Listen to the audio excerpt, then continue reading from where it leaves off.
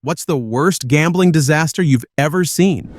He was a good friend at the time. He had it all: a solid job in a well-paying field, a beautiful girlfriend, a strong circle of friends. We were all in our late 20s and early 30s. Well, he had a gambling addiction and ran out of money. At home with his girlfriend, he took care of all the bills and expenses. She just contributed an amount to a joint account, I guess. He worked in the financial world, so he knew best, right? Well, after running out of money, he started skimming money on very large transactions at his work. Banking. He figured no one would miss a few $100s on a seven-figure transaction. He did it for a while. In case you don't know, when a single digit is off at a bank, it can trigger some pretty intense investigations. It did not take long for them to find the pattern. He was fired and charged with grand theft, since it was over $10,000 or something like that. He and his girlfriend had a big trip planned to Europe, which she paid for. They went, and she found it funny when a couple of times he tried to use his credit card and it was declined, but it was sold off as them being abroad and might be automatically locked.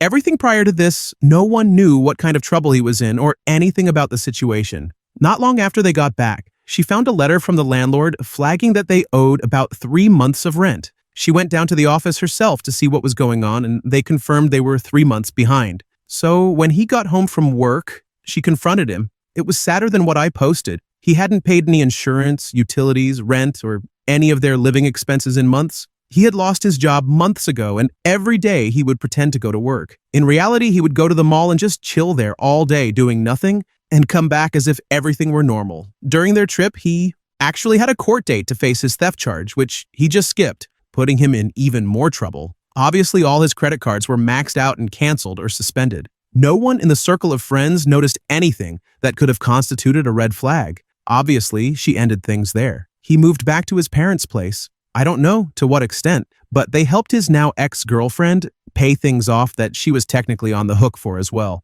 like back rent. We did not really remain friends after that, merely acquaintances. I saw him a handful of times at social events. I don't have many details, but he seems to have turned things around, building a life, a family, and a career. So, unlike addictions that have clear physical signs, gambling can be hidden for a long time from everyone, but it can be just as destructive. Story 2. One of my good friends has a husband with a gambling problem. I have 3 stories from years ago. I'll start with the least crazy. We worked together. She told me that if he ever asked, I had a gambling problem. We went to the casino on Thursday after the kids were in bed, and I borrowed $1,000. She was saving her check for rent, and he wanted it, so she told him she had lent it to me. Chronologically, this was the last one. The first one I called her, and she had taken his name off the answering machine. Yes, it was years ago, so I asked why. He had robbed a teller at Arlington Racetrack at knife point. He was a regular and had long hair and glasses. He shaved his head, got contacts, and continued going to the track. We used to go to the Dells together with our kids. My friend and I would go to the casino first with $50, and when we lost that, we'd go back to the room, and our husbands would then go together while we stayed with the kids. My husband came back and told me her husband had instructed him not to tell me, so I wouldn't tell my friend, but he had borrowed $300 from us and lost that on top of what he had originally lost. Of course, I told my friend. She paid me back and told me to pretend she hadn't, get the money from her husband, and then give it to her. Such a dishonest relationship. After about a month, I had my husband call him and ask for the money. This a-hole asked if, instead of money, he could give 3 Game Boys that were his kids' toys. They probably weren't worth $300, but he was going to steal his kids' toys and give them to us instead of money. My husband said no. We eventually got the money, and I gave it to my friend. Story 3. I knew a man who worked a high-paying corporate job and seemed to have it all. One day, his wife went to buy groceries and her card was declined. She called him, assuming it was a bank error. It was not. Over the course of 3 years, he had quietly drained their savings, their children's college funds, and had taken out a second mortgage on the house, all through sports betting apps on his phone during his lunch breaks. She had no idea they were broke until she could not pay for a gallon of milk. The invisible nature of modern gambling apps makes it so much easier to ruin your life in total silence. Story 4. My cousin had it pretty rough. He grew up poor alongside us. He started using heroin at 17, which was already a gamble in itself. He would occasionally buy scratch-off tickets when he had money and would buy 40-ounce beers with the winnings. He hit around $500 to $750 back in 2017, bought a bunch of dope and booze, and discovered sports betting. He hit pretty big on sports bets, coming into a lot of money that was eventually thrown away on dope. He did end up getting sober, which was awesome, but never tackled the gambling. In 2018, he kept it up and won real big for himself. Around $15,000. I got a phone call in May from my mom, telling me my cousin had passed away and what the arrangements were. He decided to do a shot of dope to celebrate a huge win he had posted about on Facebook. That relapse cost him his life over some money he came into. Unfortunately, a relapse probably would have happened anyway. As a recovering addict myself, the money is not an excuse, but I do know that dopamine is a killer. Story 5. My first job was as a video poker attendant. There was a man who would come in and blow thousands of dollars trying to hit the jackpot, which usually left him breaking even, and then immediately pump it all back into the same machine. Thousands every week. The last time was a bit over 10,000. He was so furious he did not come back. He was doing it to himself, though. We ended up having to put Gamblers Anonymous stickers on all of the machines because of him. I have tons of stories, but another one that sticks out is a woman who would urinate in the small trash can next to her machine when no one was around because she did not trust us to hold her machine. Disgusting. Story 6. I think the ones you see personally are always the worst. I've seen a friend run into family randomly at the casino just because addiction runs in their family. My friend had hit the ATM so much in Las Vegas that I remember she turned to me at one point with a panicked look because her card was declined, and she had spent it all. I myself had gone with a limited cash supply and refused to spend more. When we flew back, the only money we had between us was $10 cash I kept for emergencies. It was a very quiet trip home. She told me years later that she was still paying off that trip. I had a customer once tell me that there's a man in our town who pays people to go gamble for him so he can cover more machines. That's a pretty extreme level. Story 7. I knew a man who won a large workers' compensation settlement. He sold everything and sent his wife and children to Mexico. His wife's family was from there, and he planned to go to Las Vegas to start a hot dog stand or something like that. I was young and figured I'd just go with him, get a job there, or take a bus back home. I didn't gamble, so I just played penny slots and drank free beer. After a week, he came to the room one day and asked if he could have some privacy because he had to call his wife. It turned out he had blown all the settlement money and everything else and didn't even have enough to pay for tickets for his family to return to the States. He tried getting a job and an apartment in Las Vegas, but I hopped on the next Greyhound bus and never heard from him again. I often wondered what happened to him and his family. Story 8. Degenerate gambling runs in one of my friend's families. I remember multiple people trying to track him down in high school over a few $100s. When his grandmother died and they went through her assets, they discovered she had blown about $600,000 in her last few years playing penny slots. She lived in a retirement home where they would bus people to the casino daily. One of the crazier stories I remember from them is my buddy's 21st birthday. His father took him to a casino. They walked in, and the first thing his father did was put $5,000 on 21 on the roulette wheel. It hit. By the end of the night, his father walked out down big, blew all $180,000 he won on that spin, and a bunch more money. He died with millions in tax debt. Story 9. I used to work at a bar that had 15 Keno machines along the walls in various places. From opening to close, 8 a.m. to 2 a.m., there would be someone on at least one of those machines, mostly seniors. But there was this one lady who would blow her whole Social Security check the day she got it every time. Hearing her story, she was convinced she could win it big. The most you could win on those machines was either $600 or $800, I can't remember, but it's a state gambling regulation thing. So she dumped all her money into these machines trying to win $600. One day she comes to the counter so happy. She won $200. Oh, good. I get to eat this month. And it's just like, you could eat every month if you wouldn't put your check into these damn machines. According to the owner of the bar, those 15 machines paid for everything in the bar: electric, taxes, licenses, inventory, salaries for employees, etc. So all liquor, beer, and food sales were pure profit after collecting the gambling money each week. Story 10. I had a family member who lived in a resort area. As a bonus at work, the entire company went out to Las Vegas for a weekend. He got to the craps table and went through all his money, signed a couple of IOUs, then sold his wedding ring, his watch, and pretty much anything else he could find of value. On his person, I'm pretty sure he stole some stuff and sold it and continued to gamble. He did not get on the plane to go home. He sold the ticket. He lost his job, lost his house, and ended up homeless in Las Vegas.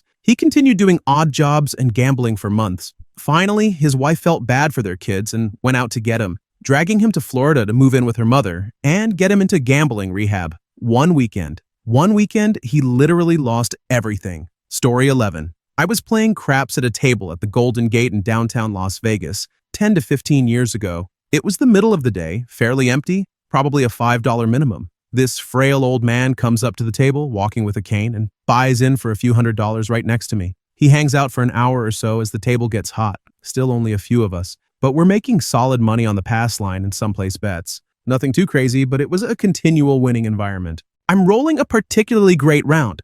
I think I hit the point 5 or 6 times before rolling 7 out. And after hitting one of the points, this guy just shouts with excitement and goes in for a high five with me. He told me, "Hot damn, this is so much fun." I stopped gambling for years because it took everything from me, but I thought I'd give it another go, and now I'm back. Baby, I think often about how much that hot streak may have kicked off a very unfortunate downward spiral. Story 12. Nowhere near as bad as some of the other stories here. I know a man who works at a bookies. He had an accident and received £10,000 in compensation. That's probably the most money he's ever had in his bank account.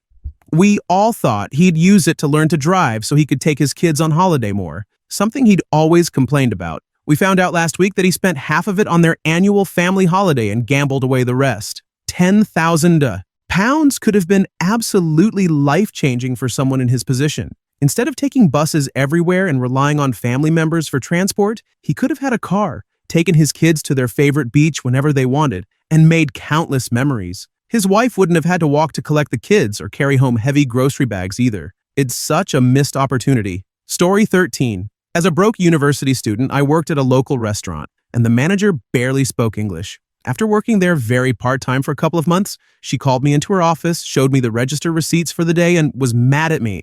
I couldn't figure out why. A coworker said every purchase was being rung through twice. I told them I had nothing to do with that and suggested they check the cameras. A week later, I went to work, and the door was locked with a sign saying it was permanently closed. It turned out the manager was ringing everything in twice and taking all of the cash to gamble with it. Then, apparently, she tried to blame my 18-year-old self when she realized she was caught. The restaurant closed. I have no idea what happened to her, but I know she was charged. Story 14. I live about an hour and a half from Atlantic City, New Jersey. This kid I used to know who was going to school locally would never let anyone hang out at his house, even though he was a very nice kid and had a bunch of friends. Both of his parents were primary care physicians locally, and I assume as a husband and wife who were doctors, they made decent money. It turns out this kid and his sister would get home from school every day, and around 5:30 when their parents returned from their practice, they would get in the car and drive down to Atlantic City. They would stay in their basically permanent room at a casino hotel, have dinner, and their parents would gamble for most of the night. The parents would sleep a couple of hours, and in the morning, they would have breakfast and then drive back to their house in our town. The kids would get picked up from the bus, and the parents would go to their practice to work all day. End of the day, same routine. Every single day. Sometimes the kids stayed home on the weekends, but every other day it was the same routine. What I found out a couple of years later is that the parents would either make or lose enough every night that their financial situation fluctuated week to week,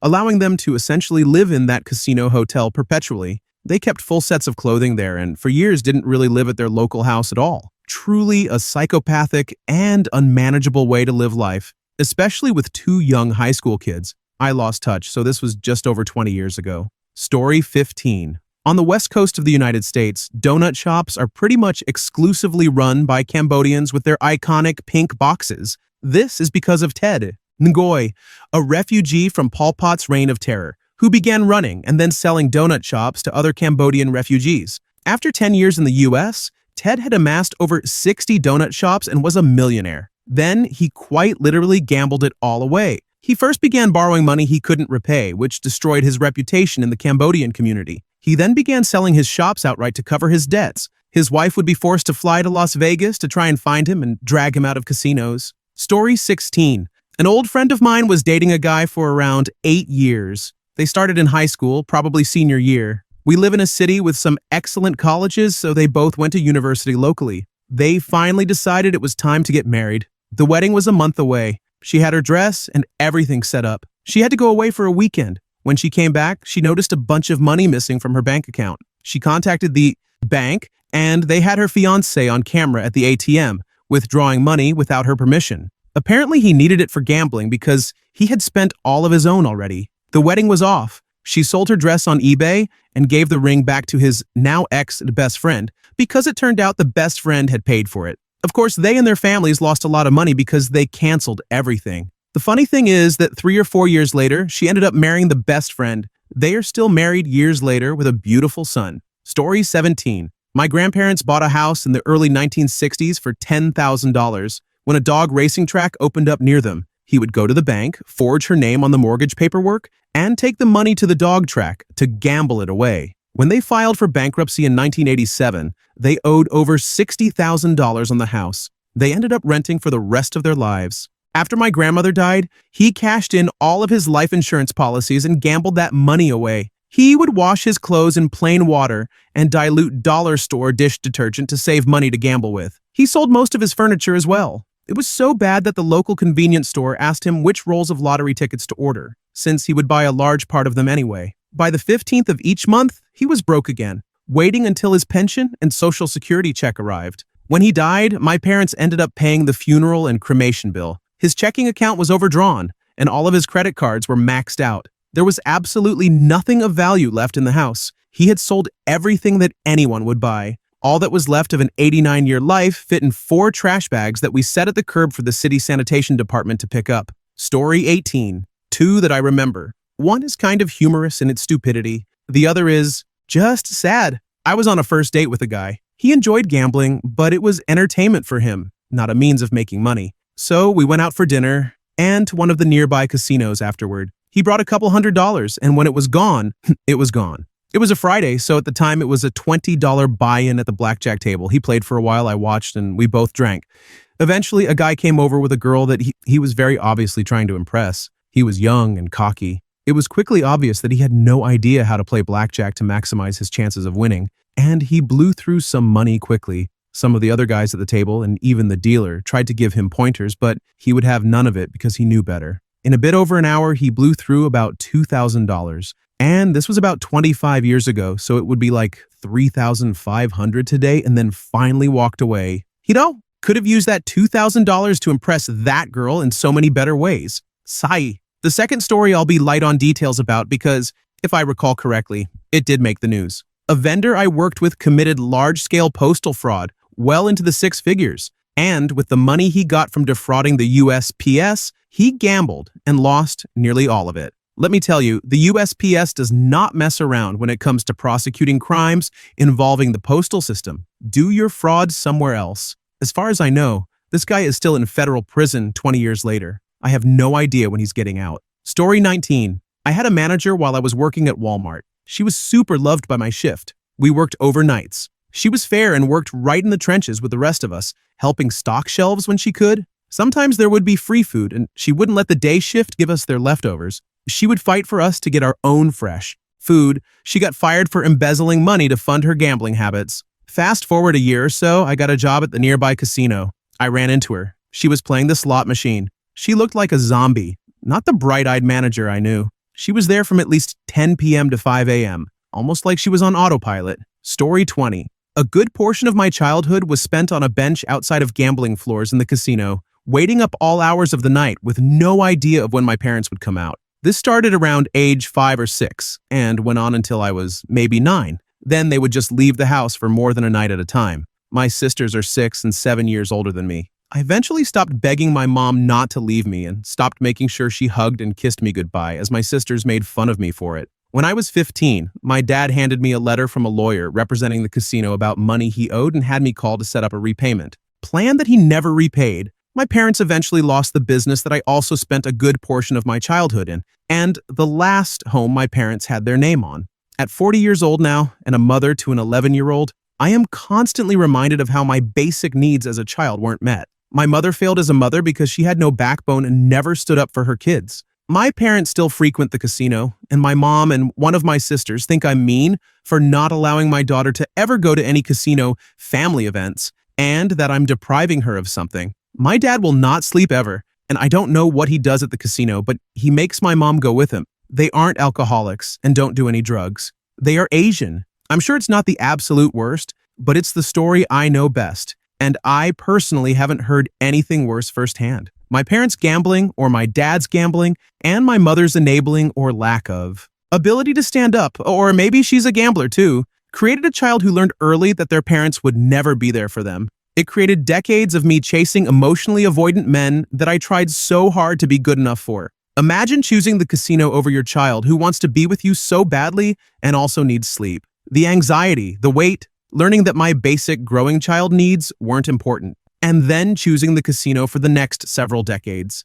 I hate the casino, and I think I might hate my parents, but I feel guilt. My dad has never discussed any of it with me. I mentioned it to my mom recently, and she said, "Well, parents need to have fun too." To which I snapped back, "Fun goes on the back burner when you have children to take care of." She responded, "Well, you weren't alone. You had your sisters." My sisters, who were also children and who were abused in their own way, took their anger from my parents out on me. They emotionally tormented me. And when I confronted my sister, she said, "Oh, we were just being kids." I thought, no, parents are supposed to be there to stop you from behaving like that and teach you better. I could have turned out a lot more messed up. If you met me, you would think I'm a nice, well-rounded, attractive person, which I am, but it's exhausting masking all these years, pretending life is great since I was a kid, when really it sucked. I've spent decades looking for love in the wrong places, trying to fill the gaps left by their neglect. Every gambling addict story is bad. It usually sucks up more than one person,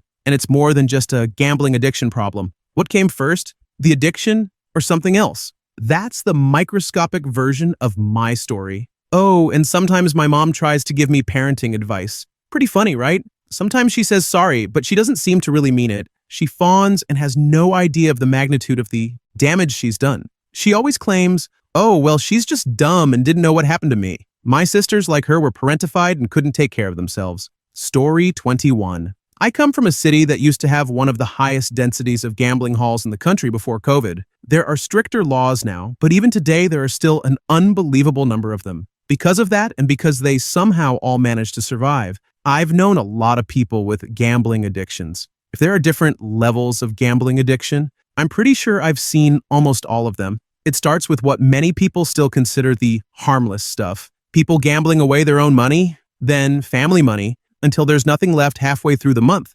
Unfortunately, this was also the case in my own family. My father was addicted to gambling when I was a child. I didn't fully understand it back then, but I remember that us never had money. When there were school trips or activities, I usually couldn't go because there simply wasn't any money. My father would say he was going to the basement, but he was actually going to a gambling hall. Eventually, my mother threatened to leave him and take me and my siblings with her if he didn't stop. He did stop, and thankfully, he has stayed away from gambling ever since. Later in life, I witnessed two of the worst stories I've ever heard, both from the same family. Almost the entire family was addicted to gambling. The father, the mother, and the sister. The only one who wasn't was my friend, the daughter. At some point, the family members barely had contact with each other anymore, except through her. One day I was at her place, just hanging out, when the doorbell rang. Her father stood outside, shaking, pale, completely distressed. He said he needed money. When she asked what for, he avoided the question at first. The situation escalated. He became aggressive. And that's when it came out. He needed money to gamble. She refused.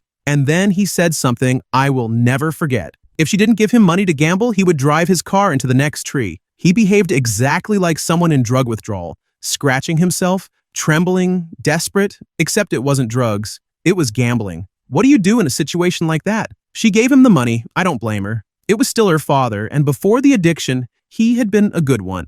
Unfortunately, this became a pattern. Later, her sister learned that threatening self-harm had worked. During another argument about money, the sister ran onto the balcony of their fourth-floor apartment and threatened to jump if she wasn't given money. She was already halfway over the railing. That was the moment my friend finally cut contact with them. But it didn't end there. The last thing she heard about her sister was that she had slipped into S-work. Not in the stereotypical way people imagine, but because someone had found out she was addicted to gambling and offered to pay for her time at the casino if she agreed to sleep with him and his friends. The worst part, she had children. One day, my friend got a call from one of the kids. The sister had 3 small children, around 8, 6, and 3 or 4 years old. The child said their mother hadn't come home for 3 days. She had left them alone with some groceries and then disappeared. After that, the children were taken by CPS, and the last anyone heard was that the sister had completely fallen into S-work. All of this because of gambling. And then there are the classic cases. People losing their jobs because they're constantly gambling, getting unemployment benefits,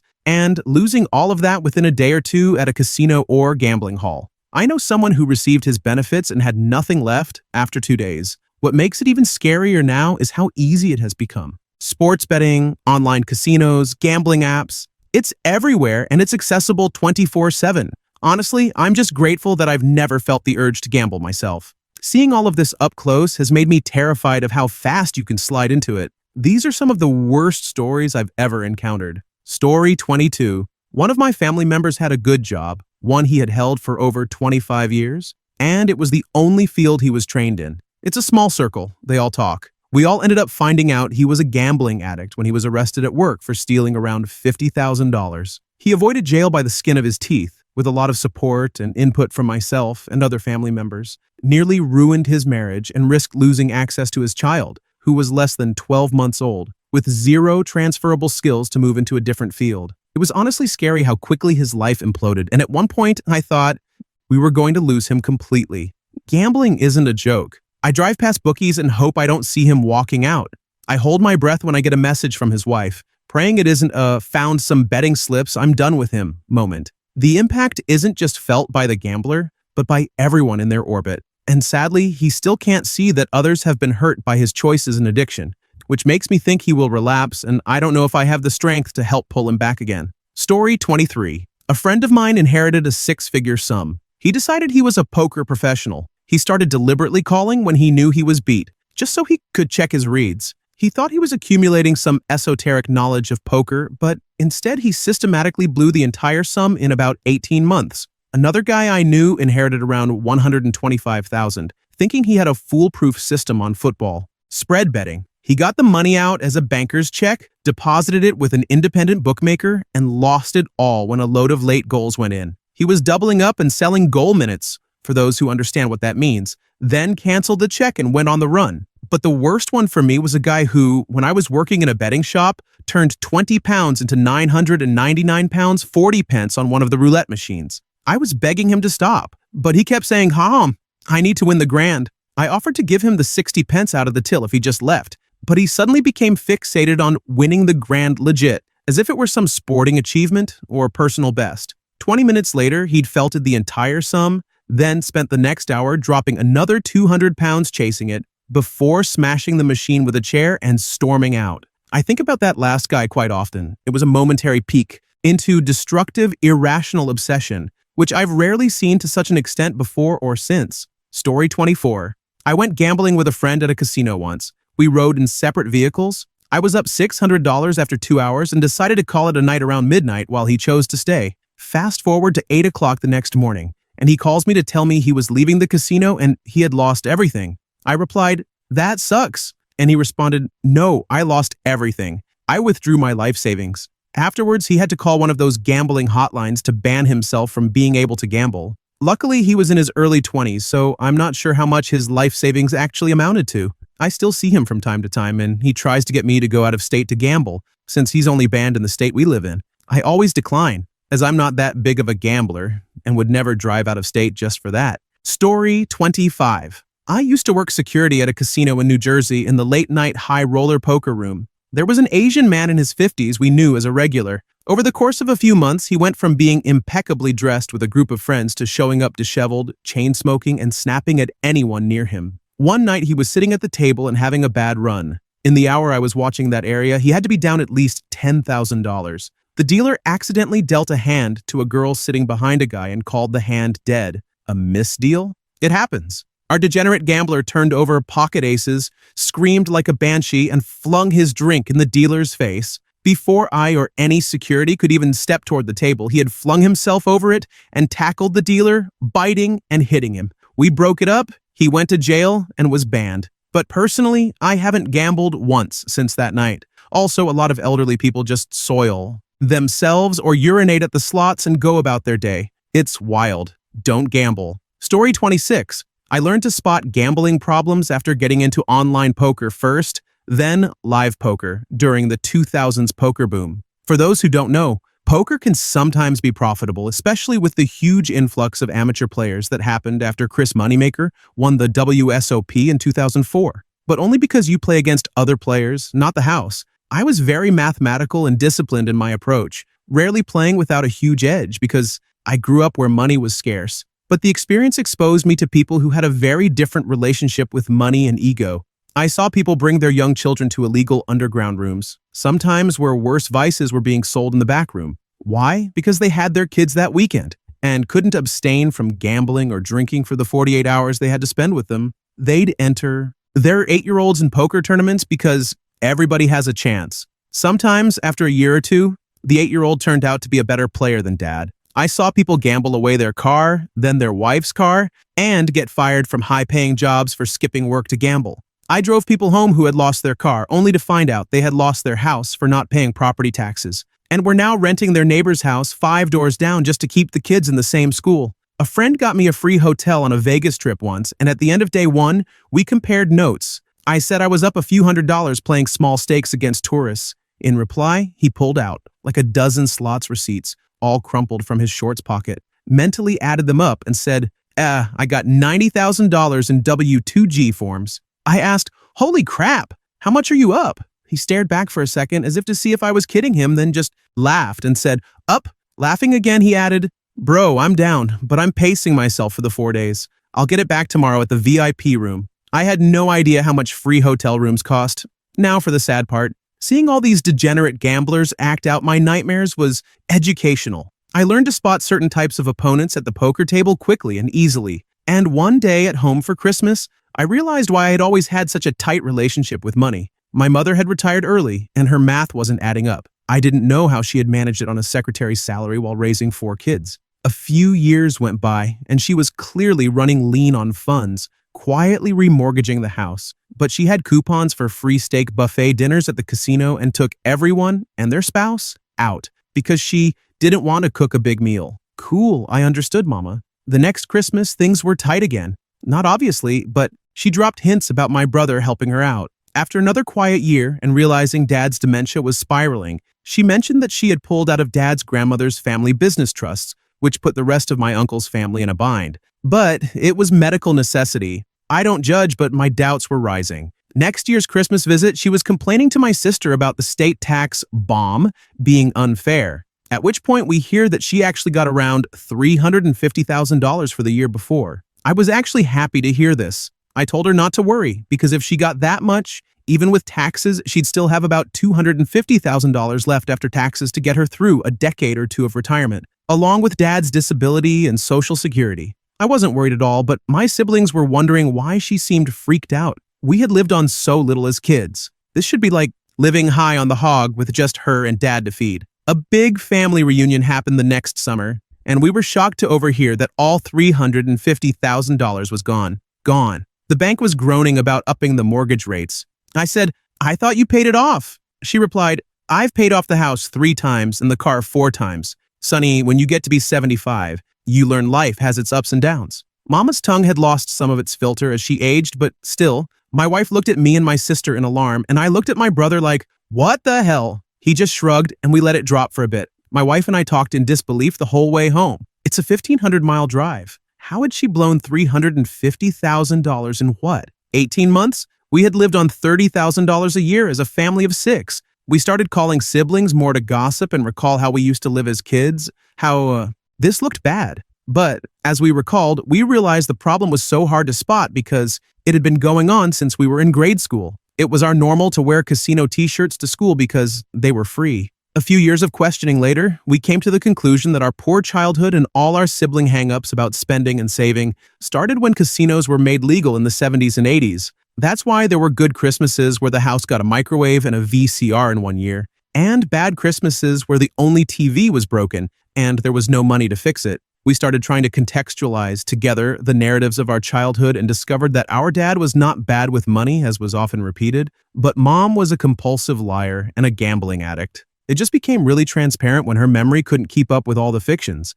and we became smarter listeners than we were as grade schoolers. Story 27. My family. Member's husband gambled away their housing money. She was a stay-at-home mom. He was underemployed. I feel like it was at least somewhat intentional. She had a child from a prior relationship. He had 3 kids from his prior relationship, and they had a toddler together. They were on assisted housing, and then he gambled their housing money away. He didn't pay rent for months. She and the kids were put out in the middle of the day while he was at work. When she was telling me about it, I asked how they even had access to gambling, since their state isn't exactly known for it. That's when she told me about the apps, how you can now access casinos from anywhere on your phone. To really drive the point home, the multiple months they owed was equal to just 1 month of my rent in a different city or state. Oh, and he also took out title loans on her vehicles and didn't pay them off, so those were repossessed too. I hate him. Story 28. A guy from our neighborhood was one of the funniest, most generous people I've ever met. Always buying coffee for everyone at the office, always joking around, always greeting you like he was genuinely happy to see you.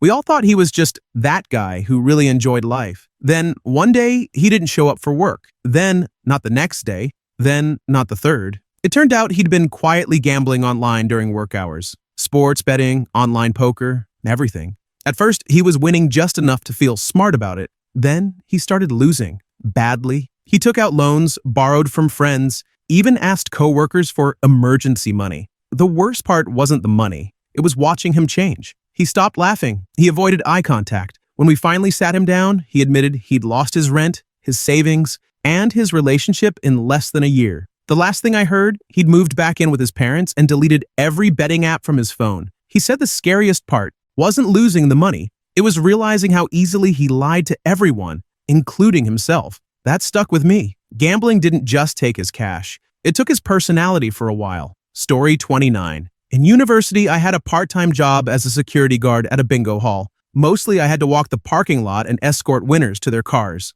One night, I had to escort a woman who had won the top prize for the night. I think it was around $8,000 or $9,000. She was telling me how she had never played bingo before, how her friends had pressured her to come, and how much the money was going to help her and her family. She was so happy. I saw her frequently after that. A few months later, maybe 5 or 6, she came to speak to me while I was walking through the hall. She had a black eye. She told me she had to win that night because she had gambled and lost their rent for the month. And her husband had told her if she didn't stop, he was leaving her. She didn't win, and I never saw her there again. I have no idea what happened to her, but I've thought about her a lot over the years. Story 30. Probably not the worst in the world, but the worst to me personally.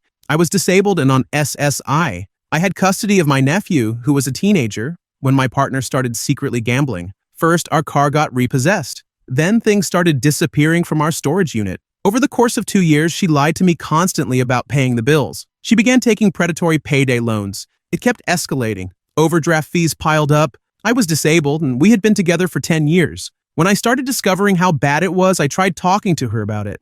I didn't know about the gambling at that point. She always had excuses. Then, one day, I pressed her on it. She told me she was leaving and that she had never loved me. She left me with no vehicle, about to be evicted, and trying to raise a teenager. After she left, people would tell me about her sitting at the video poker machines for hours on end while telling me she was working. It completely changed her personality. Story 31. Let me tell an opposite one. My father is pretty well off. A young man in our small Midwestern town wanted to manage Dad's money. He was relentless. He would show up at my dad's office with his favorite sweet treat, which, by the way, was extremely difficult to A, even know about, and B, obtain. He had just passed his Series 7, or whatever test they take, and didn't really have any clients. Finally, after months of being hounded by this kid, Dad said, "Okay, I'm going to give you $10,000. You turn it into $100,000 and we'll talk." He did it in less than 8 months. Over the next 5 or 6 years, Dad transitioned all his money management to him. That was about 25 years ago. Now the guy is the big swinging D of wealth managers in our little town. About 4 years ago, he finally confided in Dad that he only actually grew it by about $40,000. The other $60,000, he literally just put in the account, betting it would pay off in the long term. Buddy, he was not wrong. He has made my dad, and now my wife and I, a lot of money, and he has done very well for himself. Story 32. I worked with a guy at Arby's in high school who was incredibly impulsive. He had many addictions, but gambling was the one that cured him of most of them. It reminded me of someone using heroin to cure morphine addiction. He was constantly on his phone making sports bets and would go to the fairgrounds to gamble after work. Within a few months, he had no money. He played it off as a good thing since he couldn't buy food or drugs, which were his main vices. His girlfriend dumped him by calling the store. He had to sell his truck, and he couch surfed with one of my managers for a month until he got kicked out. It was wild to watch. I've never gambled or been to a casino because watching that guy explode his whole life in 6 months really disturbed me. Story 33. My company had several rental properties, including one at the opposite end of the county from the others. We hired a couple to manage and do maintenance. They talked a lot about going over to a neighboring state to the casino, but nobody thought much of it. A couple of years later, after I had moved to States, I got a call from the DA back home. This couple had been caught committing fraud at their job, and I was needed to testify. In speaking with the DA, I casually mentioned that must be how they afforded all those casino trips.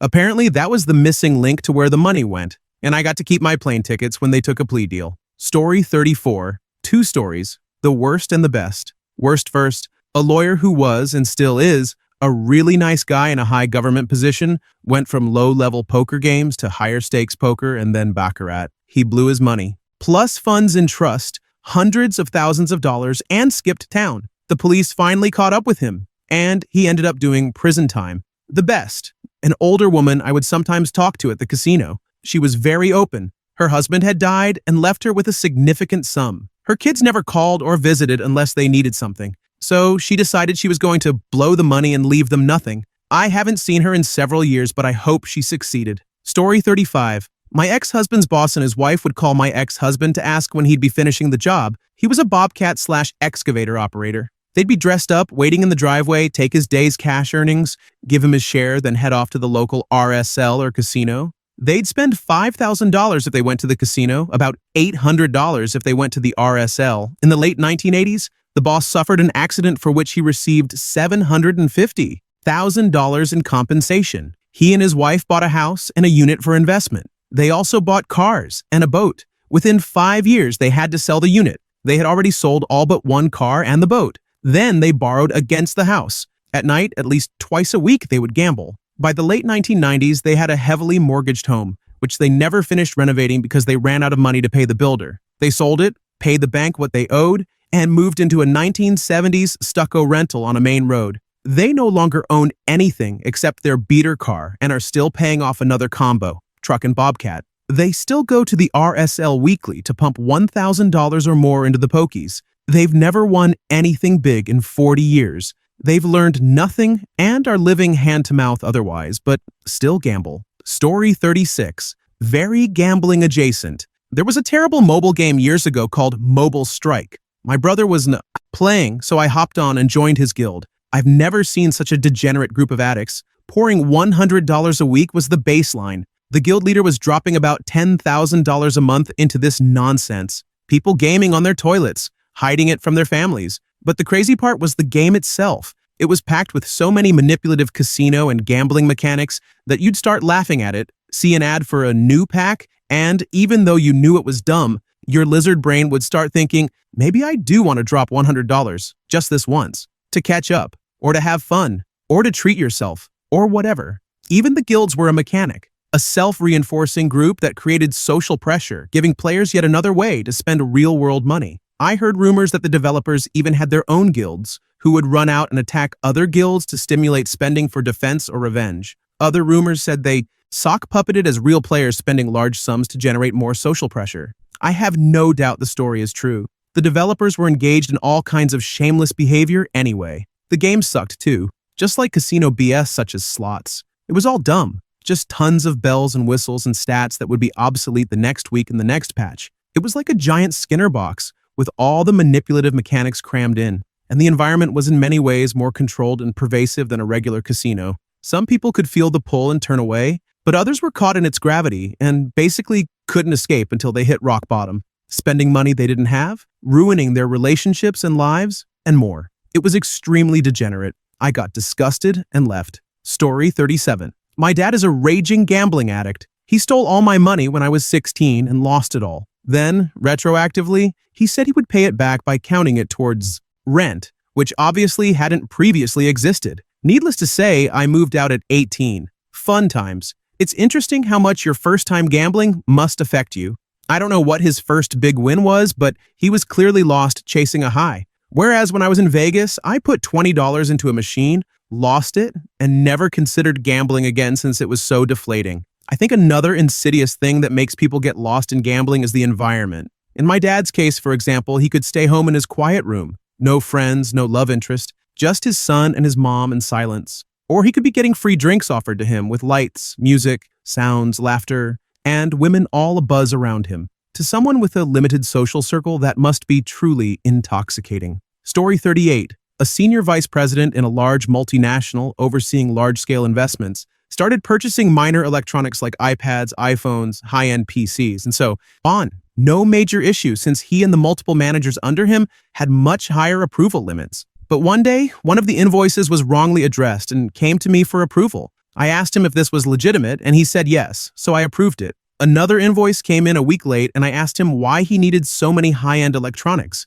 He gave a decent reasoning. The next day, I was having lunch with his boss and casually mentioned this to him. He went back and mentioned it to the SVP. The man broke down crying, revealing that he was buying these electronics to sell on the secondary market to fuel his gambling addiction. He had already maxed out his mortgage and taken out a second one. He had 3 small kids at that time. Story 39. I know a family whose parents ran a very successful fuel and food shop in a mining town. He has said that they used to make $2,000 profit before 9 a.m., just on bacon and egg rolls, iced coffee, energy drinks, and cigarettes, sold to the day shift. The wife used to grab cash from the till and walk over to the pub next door, putting thousands of dollars a day into the poker machines. The pub owners knew and tried to get her to stop. She just went to another local venue. They eventually lost the store. The fuel company cut them off. He was 6 months behind in payments. Workers quit. The whole town knew what was happening. They watched it happen and tried to help. Story 40, I met a girl in Las Vegas who was $450,000 in debt. My mom had a boyfriend who died on his way back from a casino,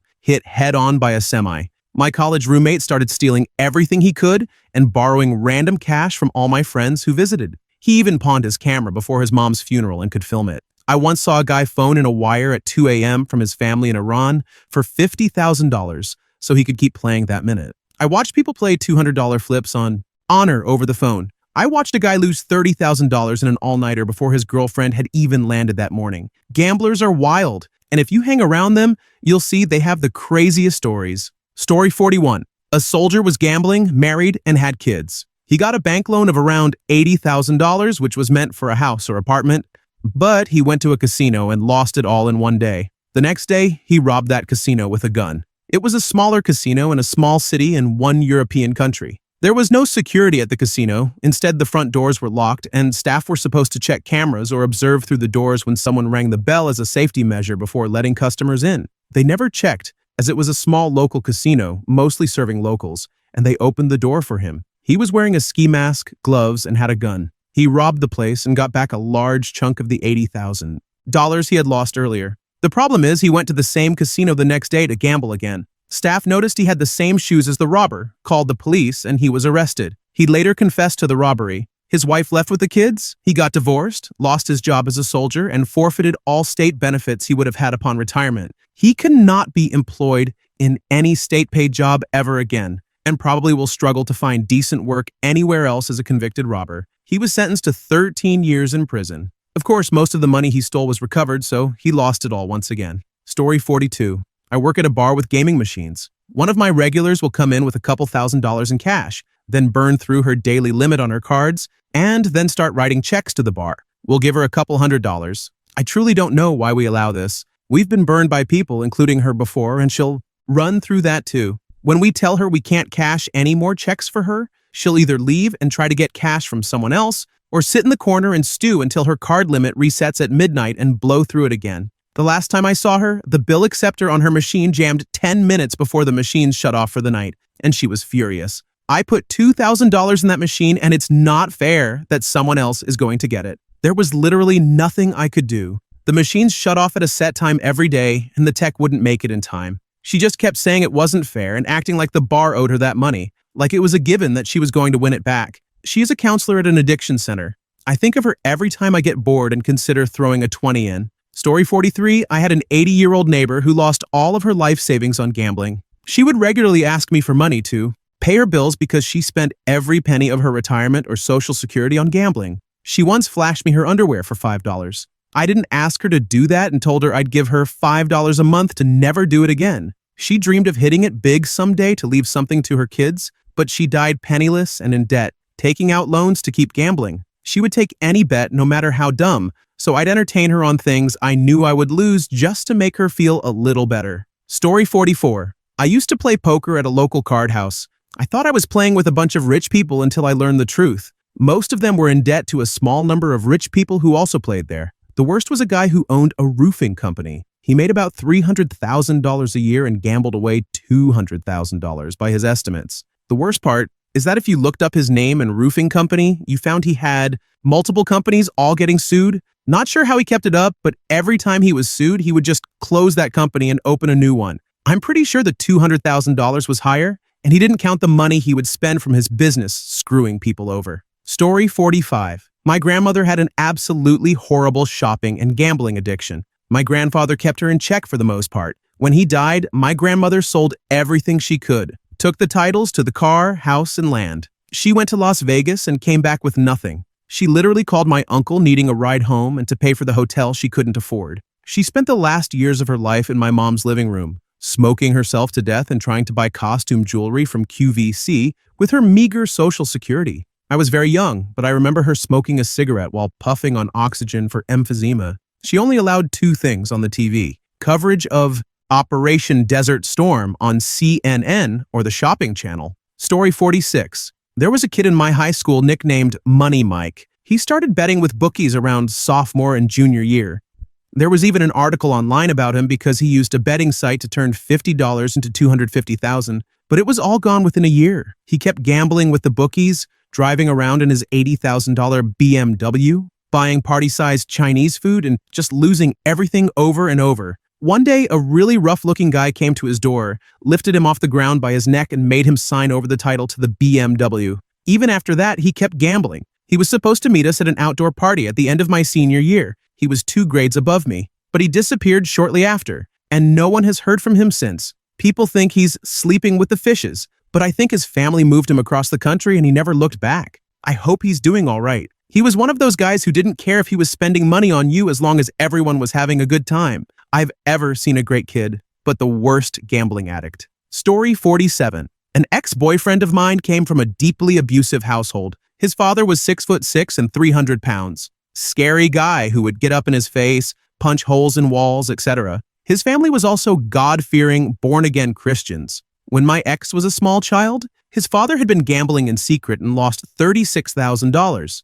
I'm not sure what kind of gambling it was, but it was a huge problem for them financially. My ex has 2 siblings, and they were all small children at this point. I believe the church gave them some sort of temporary loan. His father did delivery for KFC to pay it off. My ex left the church as soon as he started college, tumbled through substance addiction and some mental health issues, but is doing quite well for himself now. Story 48. I was married for 16 years. She handled all the finances, bills, accounts, everything. I didn't question it much because, honestly, I trusted her, and I wasn't great with money. I made almost twice what she did. I even bought our house using my retirement savings, but somehow we were always broke. I'd check the checking account once in a while and nothing looked obviously wrong. It was just constantly empty. No matter how much I worked, we were scraping by. There was a point where I was so stressed about money that I picked up a second job driving Uber after working 10-hour shifts as a restaurant manager. I was exhausted, but I thought that's just what you do to keep things afloat. Then she met someone online and divorced me. After 16 years, just like that. While everything was falling apart, I started digging into the finances more than I ever had before. She had been taking cash advances out of our line of credit straight from the casino ATM over $1,000 at a time, which added up to more than $42,000. I made $70,000 a year most of my life. It was like every discretionary dollar I ever had. And the worst part is, none of it ever came back. No winnings, no payments, nothing. Just debt stacking up quietly in the background while I'm out working myself to death, thinking we're just tight on money. To this day, I honestly think she left because it was about to hit the breaking point. Like she knew it was catching up and figured the divorce would dump it into the shared debt pile or get covered when the house was sold. I don't know.